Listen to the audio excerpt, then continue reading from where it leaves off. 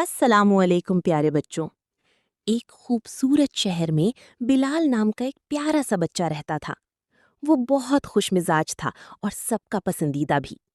लेकिन उसकी एक आदत अच्छी नहीं थी। वो अक्सर नमाज में सुस्ती करता था।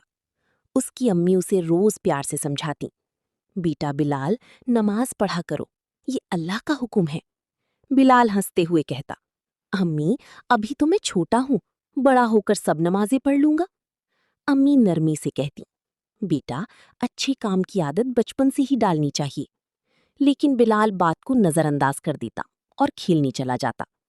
एक दिन शाम के वक्त बिलाल अपने दोस्तों के साथ पार्क में खेल रहा था। सब बच्चे बहुत खुश थे कि अचानक अजान की आवाज आई। बिलाल का दोस्त अली फौरन रुक गया और बोला, मैं पहले नमाज पढ़ने जा रहा हूँ, फिर खेलेंगे। बिलाल ने हैरत से कहा, तुम तो हर वक्त नमाज की बात करती रहती हो। अली मुस्कुराकर बोला, क्योंकि नमाज हमें अल्लाह के करीब ले जाती है और अल्लाह हमें बहुत प्यार करता है। बिलाल कुछ देर के लिए सोच में पड़ गया, मगर फिर खेल में लग गया। रात को जब बिलाल सोया तो उसे एक अजीब ख्वाब आया। उसने देखा कि वो एक अंधेरी जगह में खड़ा है।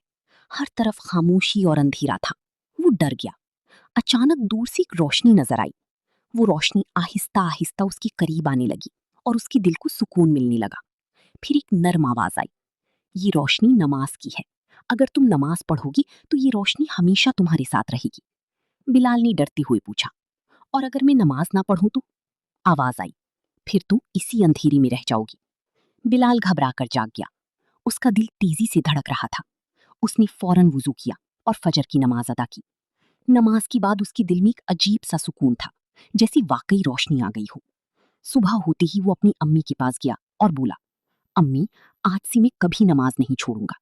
अम्मी खुश हो गई और उसे गले लगा लिया। माशाअल्लाह बेटा, यही असल कामयाबी है। उस दिन के बाद बिलाल ना सिर्फ खुद नमाज पढ़ता, बल्कि अपने दोस्तों को भी प्यार से नमाज की दावत देता, और वो पहले से ज्यादा खुश और पुरसुकून हो गया। ऐसी और प्यारी कहानियों के लिए वीडियो को लाइक करें और चैनल को सब्सक्राइब करें। अल्लाह हाफिज।